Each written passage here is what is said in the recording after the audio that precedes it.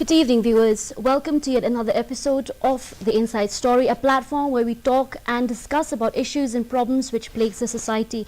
And in today's episode of The Inside Story, we are going to talk and stress on the need for a stronger focus on the welfare of the persons with disabilities and the third gender communities in the political party manifestos. As we all know that Meghalaya completed the polling exercise under the first phase of the Lok Sabha poll on April 11th, and we have also seen the efforts put in by the Election Commission of India to ensure inclusivity of voters through ways and means to increase voters' participation in the electoral process. And the ECI has also introduced the first ever Braille ballot and Braille epic to ensure maximum participation of the visually impaired in the biggest festival of democracy. Like this, ECI came out with various arrangements for the benefit of the persons with disabilities. However, a big question still haunts the political scenario in our state. How inclusive are political parties and politicians and their manifestos towards the needs on the welfare of the persons living with disabilities as well as the third gender community? Are they only vote banks? Are they only the important factors which determines the concerns of the certain sections of the population included in the election manifestos? And why is there little, if no, mentioned on the need to develop and improve the welfare of the persons with disabilities and the third gender communities? So all in this and more we're going to discuss in this episode of The Inside Story. But before we go any further, here is a short video report. As the state of Meghalaya completed polling exercise under phase 1 of Lok Sabha polls on April 11, and while the State Election Commission has gone all out this time round in terms of ensuring inclusivity of voters with the inclusion of not only persons with disabilities but the visually impaired voters by introducing the first ever Braille ballot and epic card, a big question mark still haunts the political scenario of the state. How exclusive are political parties and their manifestos towards the needs of the people with disabilities as well as the third gender community? Is vote bank the only important factor that determines the concerns of certain sections of the population ahead of elections by political parties? Why is there no mention of the needs and development as well as safety and security of persons with disabilities as well as members of the third gender community by any politician? All this and more we shall discuss in today's episode of The Inside Story. Welcome back, viewers. I have with me in the studio three eminent panelists from different fields of work. We have with us Kong Samanda Panwar, the Program Manager of Lamjing Shai Targeted Intervention Project, Chamakami. We also have Mr. Bibhudatta Sahu, the Project Director of Race Northeast. And last but not least, we have with us Mr. Bannister Karpor, the President of the Meghalaya Chapter of Organization for Inclusive Development. Thank you all for sparing your valuable time to be here with us and to share your thoughts and opinions on this very important topic. But before we go any further with the discussions, let me just ask you, did you all participate in the electoral process? Did you cast your vote yesterday? Yes. Okay, that's indeed a very good news to hear. Let me start with Mr. Bannister Karpor. Bannister, we know that the Election Commission of India has introduced for the first time the Braille ballot and the Braille epic. So please tell us about your voting experience and whether you received those Braille epic or not. Kabai day but jing testom the Election Commission of India kalat apremi kumba piong nega Braille epics nega ballot paper but ka voter slip ha Braille kani ha Meghalaya ka dikasin banengkong bag ka sarkar jungi kala persang kaleng baga Election Commission nam kala long sya ka jingurku ha kabade ha kini kaliang namar da ka bang yo yakini ki jingdon kam jongi kini ki kot kisla ki dak la jong hi kerap ingi shibun ban tip ki ba don information la jing tip ko ban tu ka jing ka kot te ngimdon kam shuban kerpat ki brio ban yarap ingi bang la long sha ka ta accessibility ka long ka biang bha te ki lo ka lat ba khrau but hoi ka sarkar ka la prasang he ban pan yo lo baro re nomor ba ka jing ek na bon ki jing tingim dala boro kam dala ban ai lo di boro kaliang jonga hi ngam pat yo ke kene jing don kam thì philly vote mình đến philly vote cũng nô bề Te ni sultanat sibun mak sarkar kala ai kini tiar.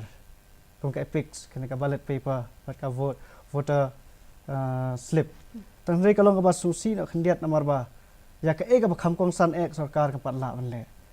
Ha ka EVM dang ilet claim dan mano ki ban yarap ingi ki ba i ngimla ban suthu hi ka ta namar bale hang tu la ada la label da ka braille da ka dak braille ka bang mengilak an pulih ngi bom i tang ba chu tho tang na ki number telara ki bom ki bayu i kim ya thu yang ngi ya ta new number ban ko wieng nam ta jong no symbol jong no ka seng ayu te kalong ka bom mentoi i nam ta jong ni te kalong ba e ha ta daw ka bang ngi don hok ban buri ngim la shu ban le kata.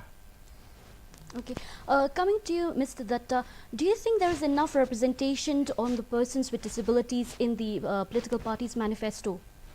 Well, from the manifestos that I've studied and I've gone through, there isn't much, there's no direct reference to the welfare or the upliftment of persons with disabilities. But if you look at the cross-sectoral aims of the different manifestos, you look at farmers, you look at jobs, you look at youth, you look at education, there is scope, there is definitely scope. But I believe the omission, the act of omission is that there is no direct focus on inclusion in these sectors. So let's take, for example, in education. Inclusive education should be part of the manifestos of the governments, because if you're looking at the political process now, to empower them to take a decision at the age of 18, you need to start early. And I think there isn't much currently on offer by any of the political parties. And I mean, you can understand why they would want to exclude this community, because it's almost 2.2% of the entire population. And most of the politicians are uncomfortable dealing with persons with disabilities, because for example, even within the communities, there's the hearing impaired, there's the visually impaired. Now, with the hearing impaired, you need to communicate with them in a different language. And how many politicians of ours do know, I mean, are aware of sign language to communicate their manifestos, convince them, and have a dialogue with persons with disabilities? It's a little easier with persons with visual impairment. But accessibility to this information for persons with visual impairment is another issue. So there might be a lot of literature going around, but has it been translated? Has it been brailled for persons with visual impairment? And then you have also people with different types of disabilities like ID. We need to break it down into a system where they understand what they're voting for. And I think no, the answer would be no. At the moment, no. Okay. Coming to you, Kong Samanda, do you think the turnout of the third gender community is is it improving in recent times, or do you think there's still an air of hesitance in them to come out in the open and vote? Yeah, speaking about the third gender in our state, we still have very few who would come out and vote. Meghalaya, it will take a long way for the community people to come out, because there's too much of a stigma and discrimination towards them, you know. And even to avail their third gender ID, there's so much of a procedure where most of the TGs in Meghalaya, they don't have proper knowledge of how to go about. When they go to this the office where they are supposed to avail their voter IDs, they are being sent to many other places where they are confused, and they feel shy. They feel shy to go and say that, okay, I want to change my gender, you know.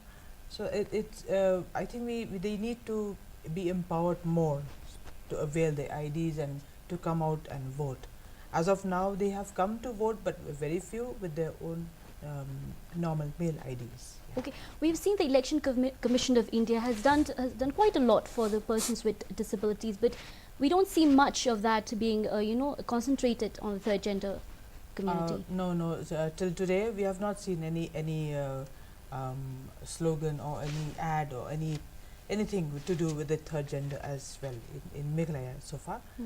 But we hope most probably in the coming elections they may do something about the third genders. Well, I believe they have not even recognized the third gender as yet. So let's hope for the best. Okay. Beni, when you went to the polling station, what is your observation? You know, like, are there other visually impaired who shy away from participating in the electoral process? No, in the current scenario, the people with visual impairment, they are encouraged by the effort made by the election commission. So as I found, I think there's no barrier regarding the shyness. Yes, they have come up forward. Okay, okay. And we'll go to Mr. Sahu. Mr. Sahu, do you think like the negligible size of the population of this community, both the communities actually, adds up to this community being neglected? And so do you think it's a sheer apathy on the part of the political parties and the politicians? I think if you look at it as a neutral spectator, the PW community is negligible. For the simple reason is that no politician at the Lok Sabha stage would be able to reach out to every citizen and in his constituency and come and ask them for their vote. We're also looking at the whole issue of migration. If you look at it, a lot of people are concentrated in Shillong. They want to migrate from their rural communities and come into Shillong, and therefore they have to go back to their constituencies to vote. I work in Bethany Society, and before coming for this meeting, I had a discussion with many people of the community, PWD community, and they said we have to go back. And for somebody in a wheelchair to go back to her or his village to vote and then come back again, it is not affordable, it's not accessible. And if you look at the schools that they have to go to, it's not accessible. You have to be lifted, physically lifted. If you're physically handicapped, you have to be lifted and taken to the booth itself, which then degrades your own humanity, sense of humanity or independence. I spoke to a lot of the hearing impaired community, and a few of them were refused the right to vote for the simple reason that their names were not on the list of persons with disability. You see, they get the chance to go in front, and there needs to be a greater communication between the NSS, the Anganwadis and the polling booths in terms of creating a barrier-free accessibility to the booth itself. I think Benister also had a story, I don't know if he shared it, where you're being forced to vote for a person that you're not sure whether you're voting for. And if these people are not allowed to go into the booth, accessibility till the booth, then we're losing out a huge chunk. And that's where the challenge lies in terms of creating accessibility and affordability. And a lot of them have said we've not been able to go because it's not in our constituency. Shillong is not their constituency. Okay. But Benny, ngi iba ki political parties ki wan bakini ki manifestos ki jong ki ti fitharai kumno lada ki penmi kini ki jo ki manifestos hagar kom jong ka braille format. Do you think it will help the visually impaired to know to form an opinion on which party to vote, which candidate to vote for? Kadi ngaswaban ya khmat ngaswaban malani khmat karpat ya ki political parties pa pher ban don katu kat ni ki agenda habade batka haka manifesto ki habade nang ta ki bri kumangi namar dakaba lada kitu ki leader kitu ki nangalam kitu ki seng ki bu ki kentup lang ki mat bade pang jongi namar kitu ki nangalam kitu ki seng ki kin yo ka jing pensai ka awareness fi te kalau ka jing khu nam ta jongi bade kari India kari hi prakawai ka jing dala lada kan kini ki political parties ki la ban le ya kata ka jing ki jing kle ban penmi ya ki jing ya ki kot kislah ki dak ha braille system la ne ha kinu ki kita ki lat krenti mo ka ba ki bala bang ki braille baro ki long inclusive ka long ka man touch bon ni ro ka long yo ka hok ken ban bishar you know. Okay, coming to you, Kong Samanda, what is your take on the representation of the third gender community by political parties in their manifestos? Why do you think their rights have been sidelined? Well, I think it's not only the political parties, but as a whole, we general people, we have Exactly. not yet understand. We don't have knowledge about the third gender as yet. And first and foremost, I think we should have the respect for them as a third gender. And then they, because they are born like us human beings, like you and me. But it's just that they have a different sexual orientation and their identity, right? So if in our state questionable, on a high crime, we have a very high rate crime against women and children, and then where is the safety even for the transgender, so their rights, when we talk about their rights, I don't think so they people recognize that they have their own rights also. I mean, could I just add something Yes, to that? yes, Yeah. please. I think India as a country is struggling with many identities. True. And Meghalaya as a state is struggling with many identities. And the whole aspect of gender identity is something that Meghalaya and India is shying away from. It's a sensitive topic. You would not hear many people come out and, other than saying that I am heterosexual, you would not have many people come out and state any other options openly, because there is a stigma. Until we address, as Kong Samanda said, we respect and we receive them for who they are, I think that whole struggle of identity and voting will be linked, because nobody's going to state that I need my rights as a person of an alternate gender identity. Yes, yes. Okay, so Mr. Bibu, as a planner, what according to you are the grey areas which needs to be covered and needs to be addressed? I would, I think my bias would always remain that as an education, I come from the education background, working in the field of education rather, I would say the first thing is you must start at the very bottom, which is the education system. If our systems are inclusive, our children are aware. See, we have a lot of persons with disability coming in at the age of 18 not knowing what a party really stands for. What have they done in the past? Have they interacted with leaders of that stature or nature? So you're suddenly going into the polling booth, you probably have been told by your mother, your father, your uncle, or your clan that you need to vote for this, or the church also, let me say the church, that you have to vote for this person. He's good, he's bad, vote for this person or that person. But in this situation, if you give the option to the child and start teaching them from a young age about their political rights, their rights over their bodies, their rights over their social environments, and that's what we call children's parliament. If you have replicated the parliaments in the children's school, in the schools, I think that is one way of empowering a child to make decisions based on information available. And education, accessibility in buildings. How many buildings in Meghalaya can I walk into as a person with VI or a person with physical impairment and really say that I can reach somebody who's a decision maker? I can't. There aren't many places. And as you said, if I was to walk in and declare myself as, trans or any other identity, the person sitting on the other side will probably mock me or will put it aside because I don't matter. Exactly. So there's one thing to talk, there's another thing to walk the talk. And I think here it's a question of politicians, bureaucrats and the system walking the talk to make people feel included rather than excluded. Okay.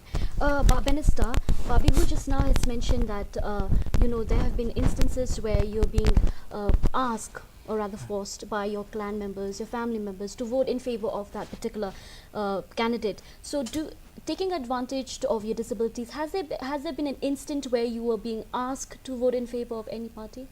Nga suka ban me kandiat ba kum ong Bibu sa education kalau makom san ma. Te ke jingja ba kuma kada jingja ma susi menin hi ha ka wena ki jaka vote ha ribohoi district apo kli umtro. Ba itai we ide ba mi la he ken. Te masan poi ha polling booth taga ka we pat ba de batre kum anganwadi shuan baik ta shuang baik iba shuan tan baik shuang baik ba ka sarkar kala ong ba yangi kumya kibri kumya phi ba mi ba dan jingduna gile manyarap na kiwe kumangi la khlam la shu kinu ki formality senek to kindon baro sulit yalam bek kan san be satu be satu cakap dan ke EVM im ong he kumno isu knyat him i tu batan tip ya ka parti EU rum tip te i ong la shu long ko ba be te ding shang ni election ma adap jan ma shu khat be ba ye ge ba la ya stu lang hoi kam kalong gatar kam dei ta malong kham shur kom bala ya te manjur te ka byang hi ni tale la shulet dan bor be ka muscle power ma ong na te dai hadin kataru ban sondur im ai la ban sondur ma election commission kala mala yang kumyang ngi ta dep kin sondur ban yo ek report maka nungut kiwan ndai kim im sha am ni lem dan kam shu dun sa sim himangai ki kot slide sa pa sa block te kalong basusi bha ban mi ru pli ong o thai bala phak sarkar kong ta la shunge la ngin okay ti iba bihu ikran rosh phang kini ki jaka pa iba kong ki school ki college ki hospital ki ba ki jaka ya na kabanta ki break badan duna de khat met ki dang shem jing ja to vidan kam what is your opinion, like whichever party comes in power, do you think that they need to do more for the welfare of the people with disabilities? Yes, I have a humble request to all the whatever party comes to power, to I request them to request that particular party to enforce the act which has been passed in 2016, because that act, Right of Persons with Disability Act 2016, it is a weapon for people like us. But if the government is not ready to implement that act, I think it won't lead. It will not lead. It will lead nowhere. Like in Meghalaya, we have cried during the time of Dr. Mukul Sangma till now also to implement this act, to have the state policy on this regarding this act. But as of now, I don't know. It hasn't happened, and I hope whatever party comes, they will take this initiative to enforce this act. Okay. Coming back to you, Kong Samanda, we know that in 2014, Bharati Kannamma became the first transgender to stand in the general election, and this year, 27-year-old transgender Sneha Kale filed her nomination. Considering all these developments, how long do you think, in our state, you think like we'll have a political representative like that? Yeah. Well, looking at the scenario now in Meghalaya for the third gender, I think that is again miles away. Unless and until somebody who is real educated, who is real knowledgeable, and would come forward and stand and represent as a representative, and I think that time if this person stands, nobody can move it, right? So, but so far now, even to recognize the third gender, even there's no nothing as such, but for them to come forward, I think we should let go of the stigma and discrimination first, and then feel that they are one of us, and make them feel at home, like how he said, and then maybe they will come forward and to be a representative one day. Okay, and if you have an opportunity to represent this particular community as a political candidate, on what spheres would you think it will be better for you to cover? First of all, if I had this opportunity, I would follow the guidelines which was ruled by the Supreme Court, because as you see now, no one has done that. So I would definitely follow the guidelines, and I would definitely see into the rights of the transgenders, of the third gender. I would definitely see into their educational, their employment, their health issues, the stigma and discrimination in the health sectors, or any employment, any workplaces, then into the sensitization of to the stakeholders, to the people, and I would definitely see into that they have equal rights. Okay, we see very less awareness when it comes to the transgender community in our state.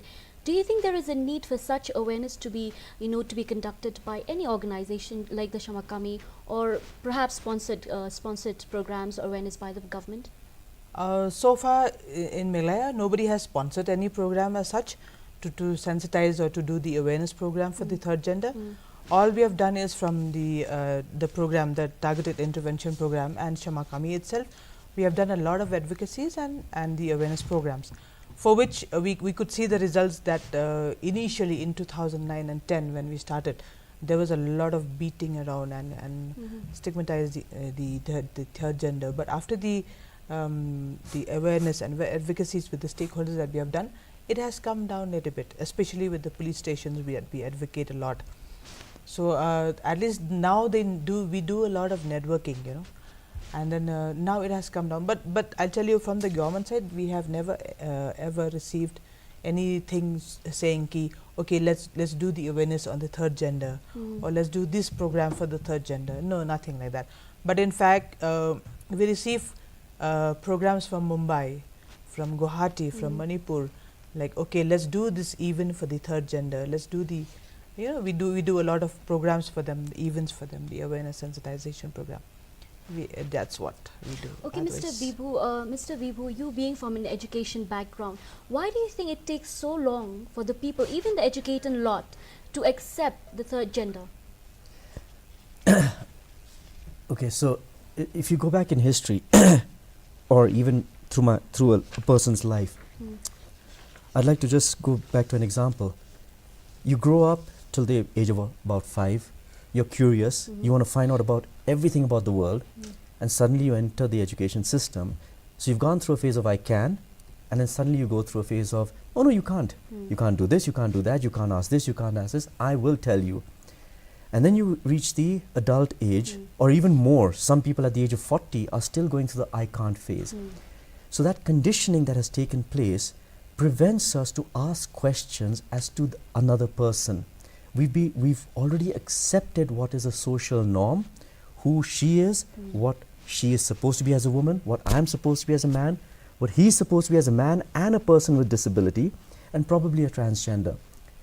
Now, by the time we come in contact with a person who's transgender, we're adults or roughly at the adult age. And then we are shocked because it's something that we're not used to. So education must teach at a very young age that there are multiple types of identities, and no one identity is the right identity. And if we can teach that from a younger age, I think what Kongsamanda is saying is we will accelerate the process of having representations from persons with disability, from transgender at the political sphere. It also brings us to the question is, what is our mindset? Exactly. I've been going to a lot of institutions, and it's okay when you're teaching them, okay, a braille is like this, okay, that's okay, sign language is this. But when you're asking people to break their attitudes towards transgender and persons with disability, then it really paralyzes the person. And that person has two choices. One, to accept something new, and two, to reject it. And in most cases, what that person does is reject. Not accept because I don't know where this is going to lead me. If I associate with a person who's transgender, oh, what will my family think? Maybe they think I'm transgender too. Doesn't mean that my identity has changed. I've just become accepting of who he or she is. The education system also must move away from telling us that we're equal to treating us as equal. But there's a small gap in between, which is filled by tokenism. Tokenism means, I mean, basically we know what tokenism is. Okay, there's a program, I'll bring Benny along, you know, for the showpiece. But not actually make him a decision maker and his rights to express himself as a citizen of this country, a citizen of this state. Yeah, please stand there, accept this braille or accept this new thing that we've devised and go back into the background. Let us handle it, the normal people so-called. So I think these are 3 things that we must try and change, and it only happens with us trying to change the mindset. And that's been the most difficult challenge in any phase that we've been involved in the last 3 years in the education sector.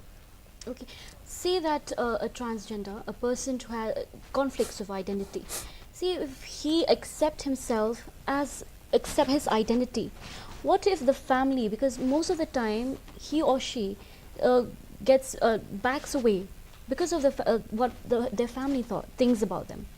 I don't think it's only the family. I think it's 2 major institutions, and you might agree with me. It's the religious institutions and the family. can I ask a simple question? Yes. Yeah. How many times has a pastor or a priest or a bishop gone up on the pulpit and said, taken a topic of transgenders or gays or lesbians or persons with disability, taken the topic and said, today's sermon is based on this? On this, yeah.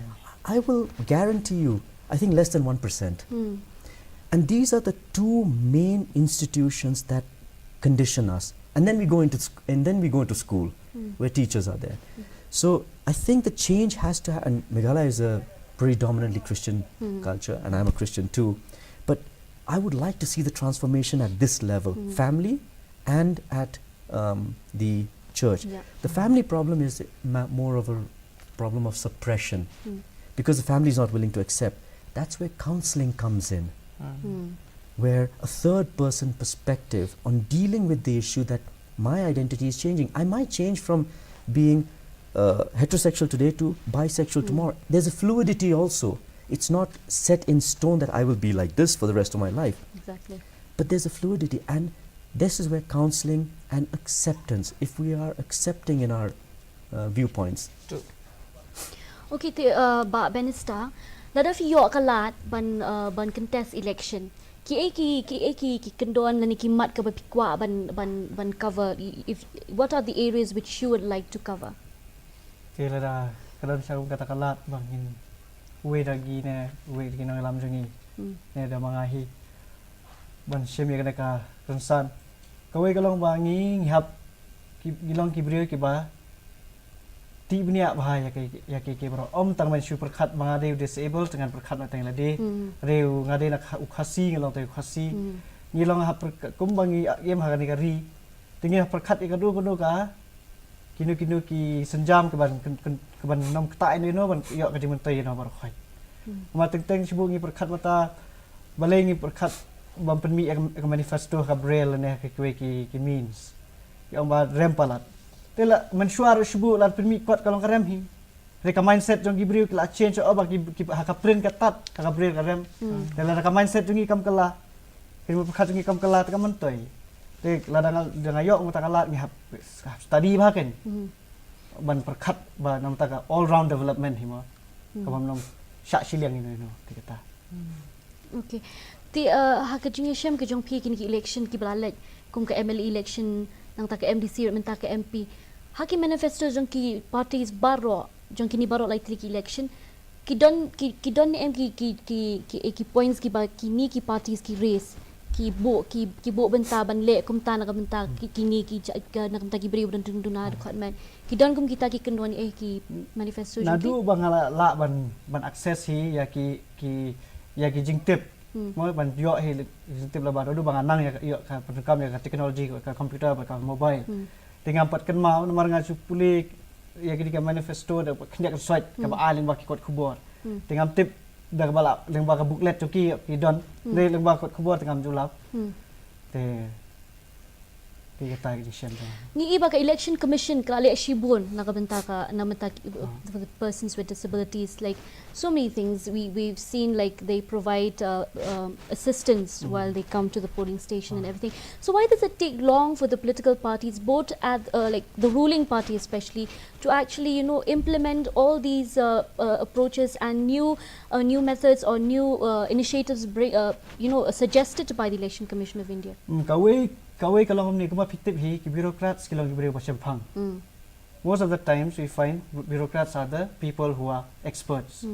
Ki politicians hagaji sha in reality politicians should be the people who are the experts, who have done researches. But Henry dak tahu ka drawback le ma constitution jongi bam khang ye ki breu ki ba kesembilan kan ke jingla start ke jing puli ban long kom kinang mi khmat jongi kani ke ke jing e mar kim su thu te gitu Kedai. tada Te kong samanda kum ba iba benesta ong ba ha constitution jongi nginum don kata ka kendon ka ba ka ba khangla ye ki ni ki candidates ki ba contest election ki bam pat lat ya kata kerdan ha ka jing puli ke juki. Do you think this is particular thing is it is it preventing the politician to actually think to use their heads and think about the welfare of the people? Well, as he said, our politicians, most of them, they don't have even the knowledge of the third gender or maybe the people living with disabilities.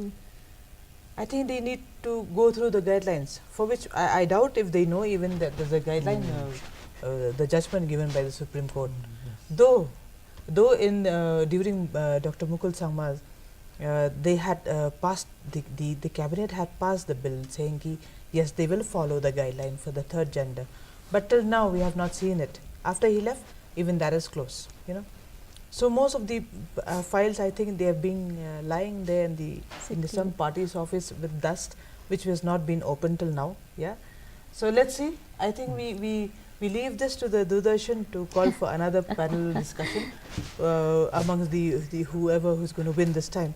Let's see how well will they lead the people. How well will they? How knowledgeable are they about the third gender or the disability people?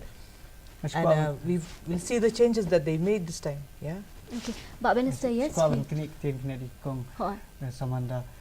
Kubai mongi syam. Kadi kapor ini balaman berkat kumba ini buat na itu ka Supreme Court judgment. Verdict balong ba. Ik politician si bakwa banlong kini kemat lagi dang beri babet. Ni batang man tip kilometer tang emotion tapi. Oh gini beri bom badan di naik berper isna yaki naile issue yaki. Kitu bang transgender kim tip higri kita. It's high time for us to change the system of India. Political system of India. Yeah, yes, Mr. B. I'd like to just compliment what both of them said. Yes. I think the crux of the issue that they're raising is, I think there needs to be more government and pressure group interactions, not only with the established names, but the new and up and coming pressure groups that are coming up, because they're rooted in reality. Benny can talk about his experience because he knows what he's going through. Exactly. I will not be able to, I'll empathize with him, but I will not be able to go through his experience. And I think there needs to be a lot of interaction with the pressure groups. And I think that's where one of the gaps is we're only communicating with established names or institutions, but we need to break out and say, okay, can we contact Benny's organization and say, what's your problem? What's the problem that you're facing? And how can we address it? And if that starts increasing through dialogue and conversations, maybe that will lead to better policies. I'll give you an example, because in Bethany Society we had a program called Conversation Cafes. We had children with disability, children without disability, parents and principals sitting on the same table and discussing the issue of education. The only principle was that you're all equal, nobody is allowed to put the other person down. You share your opinion. And the platform was explosive because the children actually were able to tell you what is going wrong with the education system. So if you don't connect with persons with disability on issues of disability, then there's going to be a gap somewhere. If you don't include persons with third gender in discussions, then there'll be a problem. So that's why I'm saying that the gap should be bridged through constant and regular interactions with diverse groups of persons with disability and third gender. Okay. Have you experienced, or has there been an instant in the past, since you work with Bethany, where the government has come forward and say, like, see, we want to implement this initiative for the persons with disabilities. What are your suggestions? What can you see that we can further improve this further initiative? Have there been any such kind of initiative taken by the government? There have been many. I think Bethany is a well-known name in the field of disability, definitely. And they are definitely an organization that aids and supports the government in terms of policies and principles implementation. At the same time, we also must ensure that there are other breakaway organizations, mushrooming. There are organizations that are coming up. So if they are taken on board, we also ensure that there is wider participation. Exactly. And maybe we missed out on something which somebody else can contribute to. And once we start doing that, then I think our processes and systems will improve. That will enable the politicians and the bureaucrats to formulate better policies. Okay. But Minister ngi iba we have seen many established people with disabilities. They have managed to set up their own business. They are entrepreneurs now. They are educated people. But what are the challenges that they still face?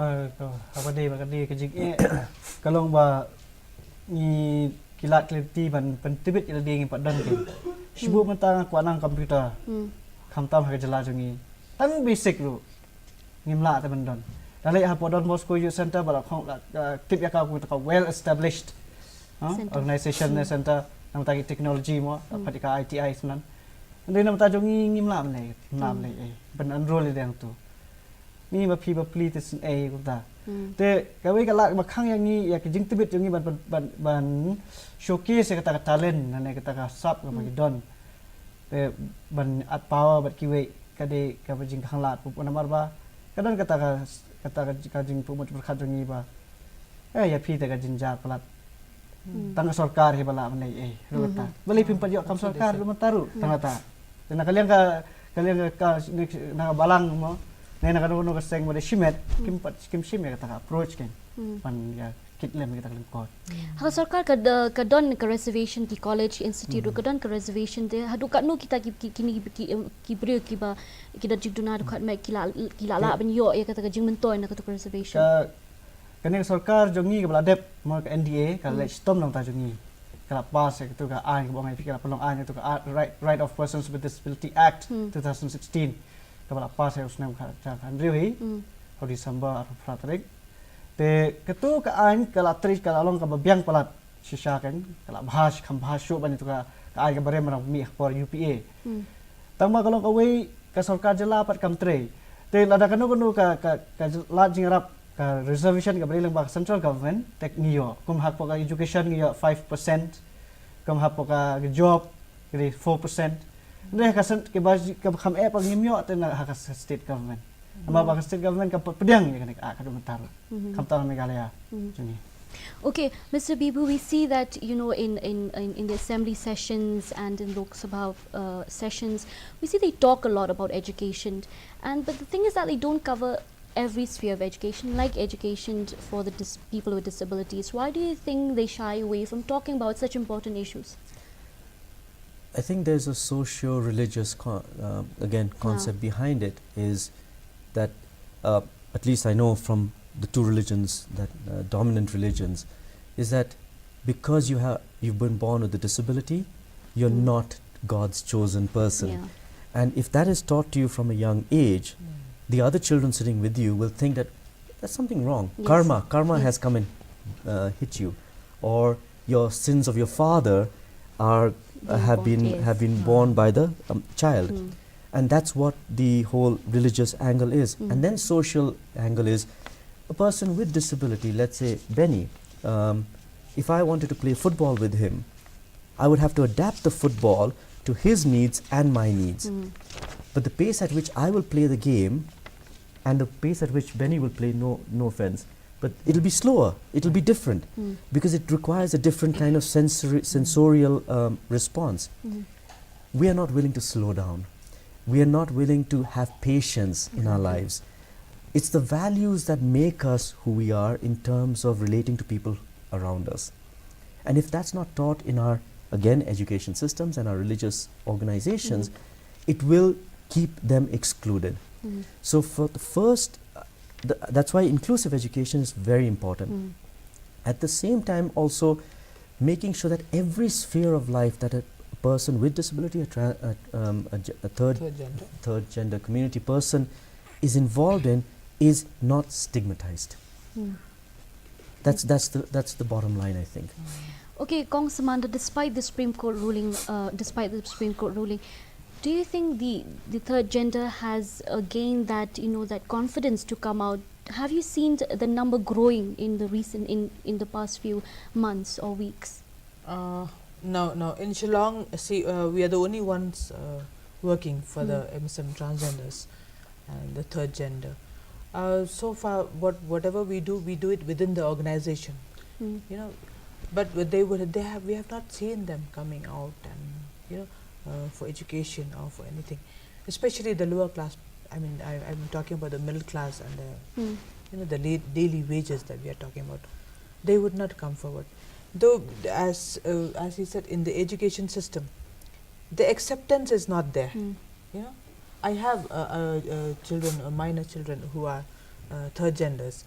They know they have the different sexuality, orientation, or whatever, but then they are not accepted in school.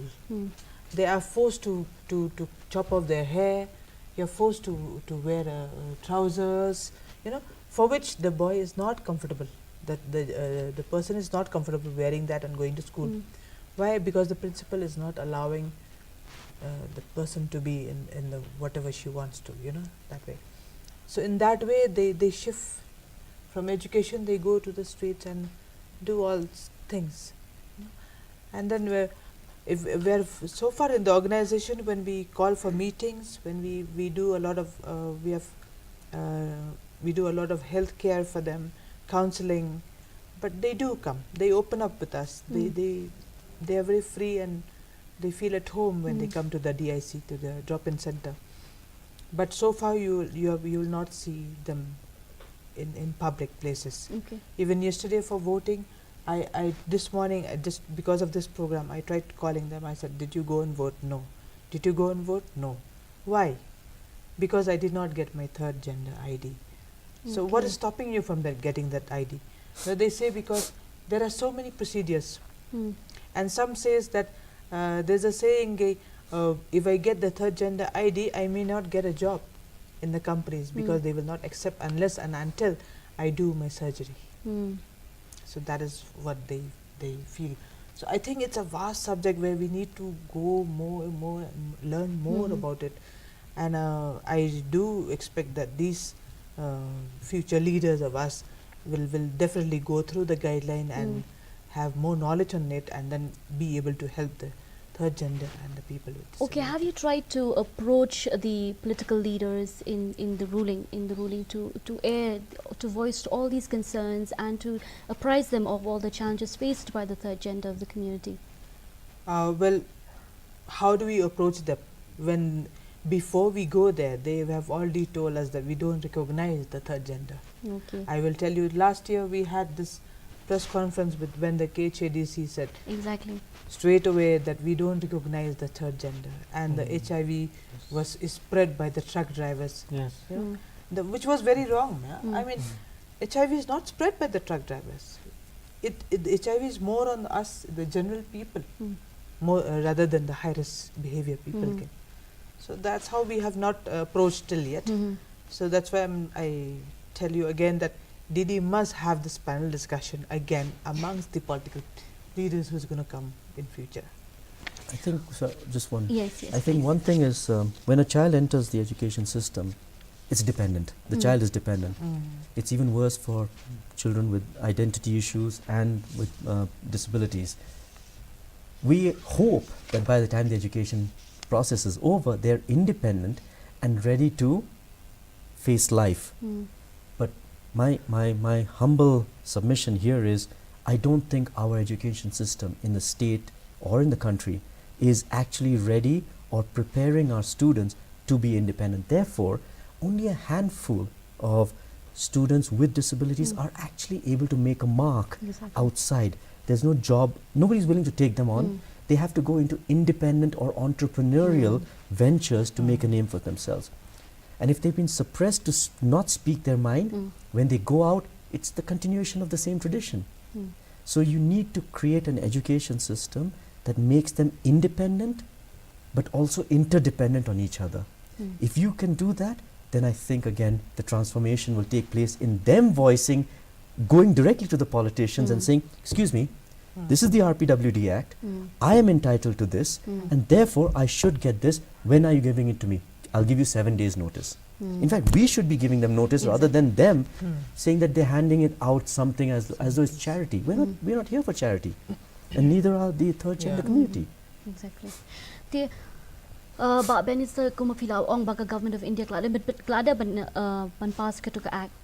haki shwa kin ki election shwa ka jing long jing jing stang jing ki election shwa ki pai ba ki le jing thep ki vote ki jong ki hatu kum ko organization ka jong pi filali ban ye kendo ikino kino ki seng sign partai ki political parties ban pen sngau ye ki ba kum kini ho dan kam ban pen thop lam ye ki kum kini ki kendon ha ka manifesto jong fi la dan ne em kum kita ki jing ye kendo nakaliang habadi bakani te ngimpot ju yakren ken okay habadi bakani nomor ninyet be ba kinu ki nangalam jugi ki baladan sarkar ki suthu nama lalu lupa teh tu non kam shu nama da kam de tang over sarkar ka koi ka seng kan kanambut shu itu ka ak maka tu ka ak la pas ka parliament la ne da assembly de be ban itu kan ka tingim non kam shu ju shaban ban shulik kan mas ku mai ki te ka tar ba ki ken sting dangi ni ken no unta okay okay kum I brave la tre mo fila tre bha kan ya kam bat ki parlok ki jong phi ki badan ka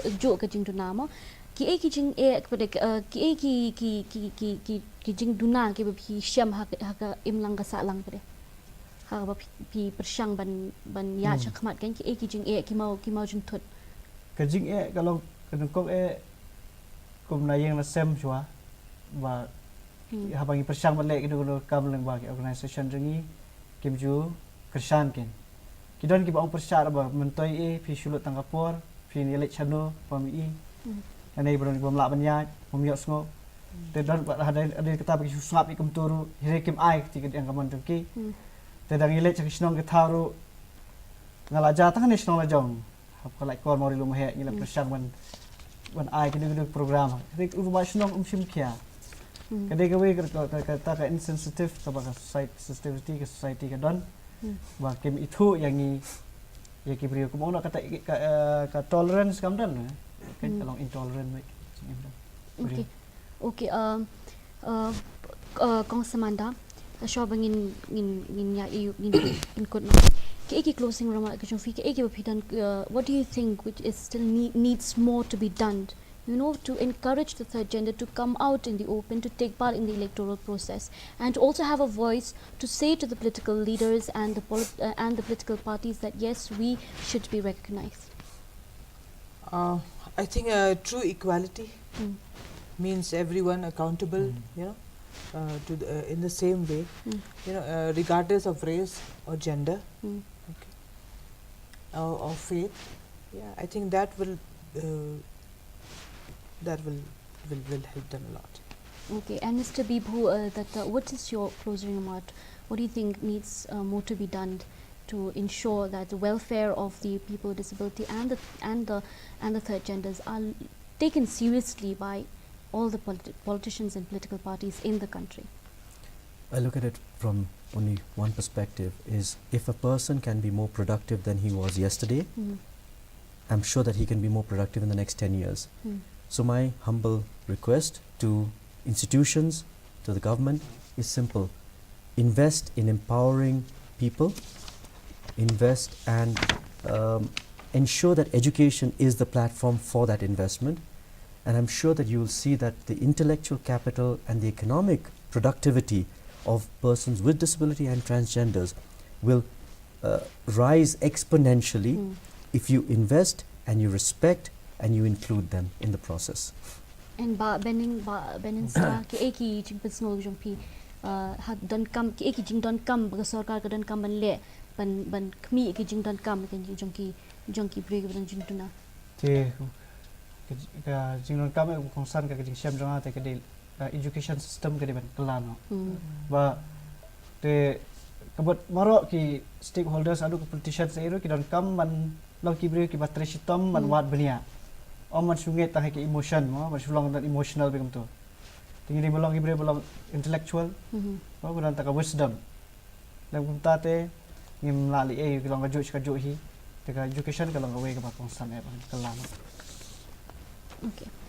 Well, viewers, we have seen and heard what our panelists have to say, their opinions and the points they have raised. That is like equality, like Samanda said, equality regardless of faith, race, gender, or anything. And we have also heard Mr. Bibhu stating that there needs to be empowerment. The people should be empowered. There's a need to change the mindset and also the education system. Similarly, as Mr. Benestas stated, that our political leaders need to dig deeper and need to understand the mindset of the people before going ahead with any initiative. So, of course, there are many challenges that the people with disabilities and third genders are facing, and it's high time for us as a people to, including the politicians and the political parties, both at the ruling and the opposition, to look at this to take this very seriously and to open their minds for the overall growth of the society. And because we need to realize that every citizen has a major role to play in nation building. And yes, it is a fact that the people with disabilities and third gender have contributed a lot to our society. So it is time for us to accept, to respect and work together for the betterment of a society. After all, this is what inclusivity is all about. Before we wrapped up our program, let me once again extend my heartfelt gratitude to all our panelists who have provided us with such insightful views and opinions on this very important issue, and we hope that to see more inclusive representation in the future. Thank you very much. Thank you. Well, viewers, that is all we have for you in this edition of the Inside Story. Until we meet again next week with another story in the Inside Story. Till then, this is Iban Kintimari saying goodbye and take care. As the state of Meghalaya completed polling exercise under Phase 1 of Lok Sabha polls on April 11, and while the State Election Commission has gone all out this time round in terms of ensuring inclusivity of voters with the inclusion of not only persons with disabilities but the visually impaired voters by introducing the first ever Braille ballot, an epic card, a big question mark still haunts the political scenario of the state. How exclusive are political parties and their manifestos towards the needs of the people with disabilities as well?